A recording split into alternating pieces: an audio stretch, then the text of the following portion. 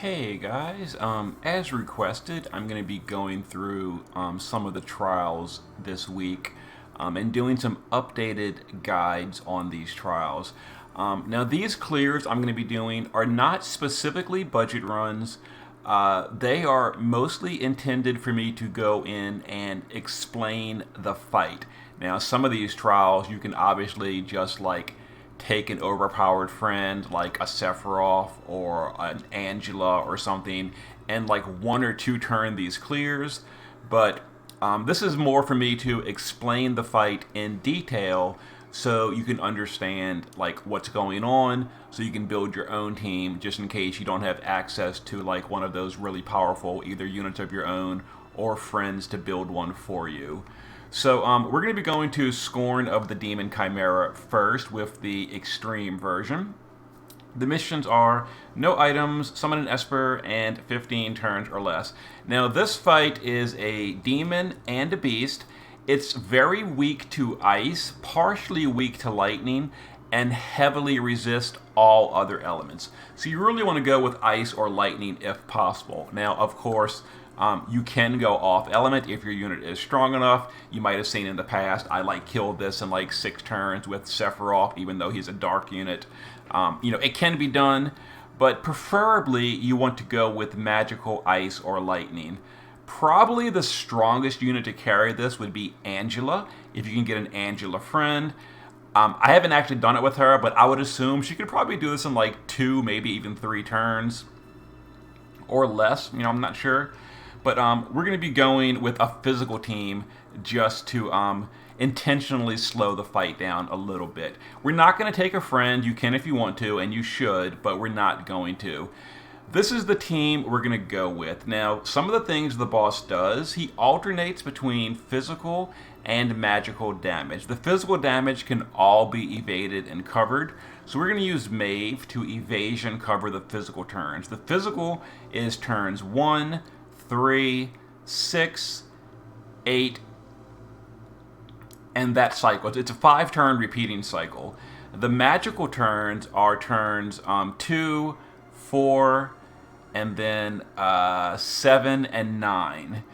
The magical damage is either non-elemental, water, or wind. Now the boss is going to use a field effect that lowers your resistances by 300%, which means the water and the wind damage can deal very high damage.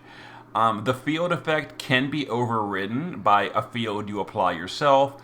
A popular strategy is to bring Neovision's Terra and replace the field with an ice field or something. Because we're using Maeve, we don't need to worry about that. Maeve can just tank the damage even with the field left alone. That's an option. But if your tank is having problems surviving, then you're going to want to bring someone to remove that field effect. And then every 5th turn, the boss does single target death. It can be provoked and immune. Maeve is going to be wearing immunity. AoE silence and AoE accuracy down. Now the accuracy down is obviously a pretty big problem for physical units. There are options to deal with it. You can dispel the accuracy down debuff. You can use an accuracy up buff of your own to cancel it out. You can use double hand units and just hope that they don't miss. There's a bunch of options to deal with it. We're going to just ignore it and RNG it. Again, because I intentionally want to slow the fight down a little bit. The other thing is once the boss goes below 50% health, he's going to start using a heal on himself every single turn that heals 30% of his max health. That's a problem. So there's a few ways to deal with this. You can nethicite it, which just stops the heal entirely. If the boss is diseased, he won't use healing. That's a little bit RNG though, because disease can fade after a single turn. It'll always be up for the turn you apply it, but it can fade the turn after that. So it's only guaranteed the last 1 turn, and then it might fade on you on the 2nd turn, and then all of a sudden the boss heals, and you don't really want that. We are going to use disease, but we're only going to use disease when we can get the guaranteed 1 turn of disease on the boss. And you can also reflect the reflect spell onto the boss, so that when the boss heals himself, it bounces off of him and onto us. That's going to be our primary way of dealing with the disease. So this is the team we're going to use. We're going to use Maeve to alternate physical and magical cover. We're going to use Yoshikiri to imbue and amplify ice for the party. Now, I am using units that are using EX3 buffs, like Yoshikiri and Elena. Again, this is not really specifically intended as a budget guide. This is more of a demonstration video. I'm not using STMRs, though, so the units are cheap. It's just that we are relying on EX3 skills. Also, because I kind of want to showcase these EX3 units that I haven't really showcased since they came out, like Elena and Yoshikiri. Shira is going to be mostly our support unit. He's going to entrust Yoshikiri early on for his LB. Other than that, Shira is mostly going to just be doing the disease on the boss and the reflect to stop the boss's healing. And then Elena and Titus are going to chain together. They're going to be imbued with Ice Element. They're going to chain Stardust Ray. And Elena will be doing a Sword in Peril for both our units. So let's go in here and give it a clear, and then I'll show like the team and the gear and try to explain in a little bit more detail. So here's the ambush where the boss is going to apply the field effect. This is going to penalize all your resistances while the field is active. You can see up here, negative. It doesn't show the amount, but it's negative 300% to everything. And when the boss does his magic, it's an additional 200% in peril. So it's a grand total of negative 500% resistances after the magic turns start. Now, turn 1 is a physical turn, and we're using Maeve. She auto-covers physical, so we're already auto-covering with evasion. Now, we're going to use Shira to Toxic Rain to disease the boss. This is so he can deal extra damage. Now, on turn 1, the boss doesn't have his defense buff yet, which means you can actually deal pretty good physical damage on turn 1. But from turns 2 and beyond, the boss will always have a permanently active, unremovable defense buff, which makes the physical damage he takes significantly reduced. Anyway, we disease the boss. Now, Yoshikiri in the shift form is going to do Wombo Combo. We're going to do his Ice Amplify. We're going to imbue and imperil ice, and we're going to do a stat buff for the party. Now, we're going to use Elena in the shift form. She's going to do Celestial Brilliance for the Sword in Peril, and then double Stardust Ray. And then Titus is going to ace his ability. This is just so that his cooldown lines up with Elena, so that we can then chain Stardust Ray after that, and it won't break the chain. So we'll go ahead and do this chaining real quick. It's not going to be a ton of damage because it's only a double cast, but it'll still be decent. About 22%, but keep in mind, starting on turn 2, the boss's defense is going to go through the roof, and our physical damage will be reduced by a huge amount. And then Maeve, we're already covering, so she's just going to do some immunity buffs, a Provoke, and a Run Wild, just because. Okay. So some physical damage on turn 1. Again, it is all completely evaded and covering.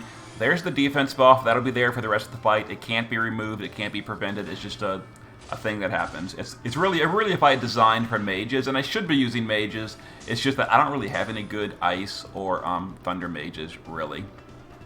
Anyway, now we're going to go ahead and use Shira just to entrust over to Yoshikiri. This is just so that we can get his big buff online. We're going to go to the base form, and we're going to do his base form LB. That's going to give a 350 stat buff for the party. This is a magical turn, so we're going to shift Maeve and swap her to magical cover. So we're going to go ahead and do magical cover. We're going to, I guess we'll just wild barrier for the mitigation. And we'll do a limitless ferocity just because. And we're going to start triple chaining Stardust Ray with Elena and Titus. So Stardust Ray 3 times. And we'll chain this up. And you'll notice even though now we're triple casting, the damage is going to be reduced quite a bit. Because, well, we are triple casting now, so it's 3 hits instead of 2. Anyway, so the first turn, the boss disease. Second turn, disease did not wear off, so that was a little bit lucky. Here's the wind damage. Again, we are using an EX3 Maeve. She's not using STMRs, but it's an EX3 Maeve. She is incredibly bulky. I have to let you know, don't be fooled by this. If you're using like an older magic tank, like something like Sacred Shield Charlotte or Shoreline Fina and Daisy, and your gear is not that great, the boss does hurt a large amount. It's just that we are using a strong Maeve. She's got 6,000 spirit. She's got high beast mitigation because she was designed for the Trescian trial. She didn't take very much damage. And I ain't wearing a lot of resistance gear, but even with the resistance gear I'm wearing, she still has negative 215 wind resist. But anyway, it still, overall, wasn't super terrible. The boss's Imperil wore off because Yoshikiri's Imperil doesn't last very long, and he can't shift back because he's a pain in the ass unit, but it's fine. We're going to use Yoshikiri to Ice Imbue the 2 DPS. That also re-imperils the boss with a small Ice Imperil. And then we're going to do, I'm not really sure what else we'll do. I guess we'll do Hikikomori, just because, I don't know, something. We're going to use Shira to bounce Reflect onto the boss, because it's possible that the boss's disease wears off this turn, and we're probably going to push him below 50. So now we bounce Reflect by casting it on the same person twice. So even if disease wears off and the boss heals himself, it's going to bounce off himself and onto our own party. So we're going to reload our Stardust Ray. Titus's cooldown is now available, so we're going to double Spiral and Energy Rain. We'll go ahead and chain this up. Now I could use Titus's SLB, but in order to do that, I would have to use external chainers and all that. I'm not really worried about, like I said, I'm not really worried about a speed clear here. I'm just wanting to demonstrate the fight. So now the boss is below 50. He's going to start using that heal every single turn. Because disease has been active since turn 1, it's very, very likely to fade when the boss's turn begins. Almost certainly going to happen. And then the boss is going to heal, but that heal is going to be bounced back because of that Reflect. Anyway, it's turn 3. It's back to a physical turn. Like I said, the boss does physical, magical, death. And then it repeats. So physical, magical, death. So turn 3 is a physical turn again. Back to the base form with Maeve. And she'll refresh her provoke, her immunity buffs, and we'll do cover as well. Okay, so disease probably going to fade. It's possible it doesn't. It did fade. As you see, the boss is going to try to heal himself, but because of the Reflect, it bounced back. The boss did not get any healing. So here's a physical turn. We're evading it. Very, very simple on the physical turns. You could also use double Mirage and an evade Provoker and not use cover. That's an option. It's really up to you. Anyway, we still can't go back into the shift form, so we'll just go ahead and use the stat buff again with Yoshi. We're going to go ahead and apply disease on the boss. Again, you need to stop the healing, so you could either bounce Reflect again, which would stop the healing, but we're going to use disease because disease will always guaranteed stay the turn you apply it. So we'll go ahead and disease so we can deal some extra damage. We'll reload this, and we'll put Titus back on triple Stardust Ray. And we'll just chain this up again. Elena is just continually chaining Stardust Ray as well. Okay, perfect. Turn 4, it's a magical turn again. Back to the shift form with Maeve. She can shift at will. It's kind of nice. We'll swap to magical cover, and we'll just do some whatever stuff. Doesn't really matter for the most part, as long as we put up that cover. Okay, so the boss is going to do some either water, wind, or non-elemental. Disease did not fade, like I said. So now the boss is going to do, let's see here. There's a wind attack again. It's going to hurt because we're imperiled. And then some non-elemental. And then another non-elemental AoE. Well, I mean, Maeve is really, really strong, so it didn't actually hurt that much.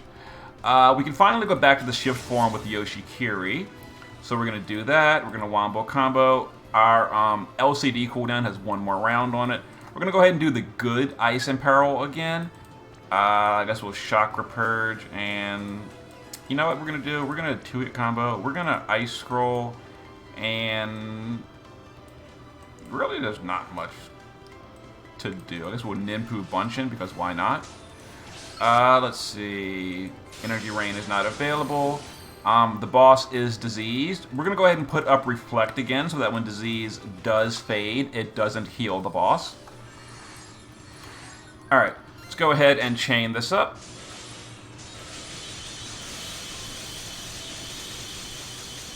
Okay, pretty nice.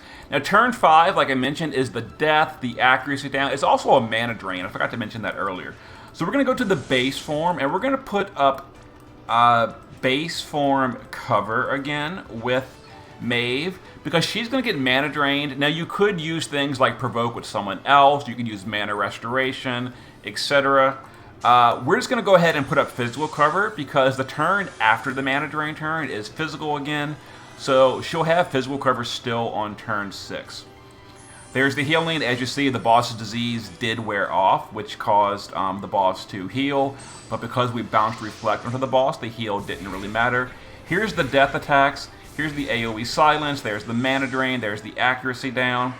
So we do have accuracy down on the party at this point. There's a mission to summon an Esper as well. So we'll go ahead and do that right now. Let's see. We will have Yoshi put up LCD, as well as we'll do Ice Scroll again.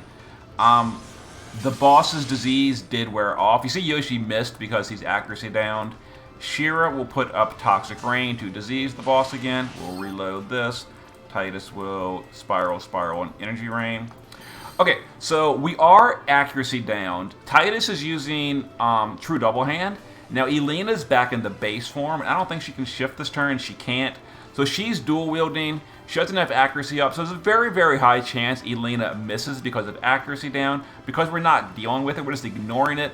This is going to be RNG. It may or may not miss. We'll see what happens. Well, we got lucky, and we hit the boss, and we chain. Okay, so that was just lucky that we happened to chain and not miss on the boss. Whatever. We did have accuracy down. It's only 50%, so it's a 50-50 to miss or hit. We got lucky and we hit, so great. Anyway, there was the clear. I think I went over all the mechanics. Starting on turn 6, the cycle would have begun repeating. It would have been turn 6. It would have been physical on turn 6, magical turn 7, physical turn 8, magical turn 9, and then the death accuracy down on turn 10. And then again, the cycle just repeats over and over and over. So here's the damage breakdown. We are using budget gear. I'll show you in a moment. Titus did 1.4. Elena did 900 million. Part of that is because Elena is doing hybrid damage and the boss has low spirit and really high defense. So Titus gets a huge penalty. Elena kind of like got a small bonus because of the magical damage. But overall, you know, it was fine. So there was an all mission clear on the Demon Chimera. Hopefully I've explained how to do the fight. Now again, you can use mages. Ice or lightning mages are preferred, like Zoma or Angela, etc.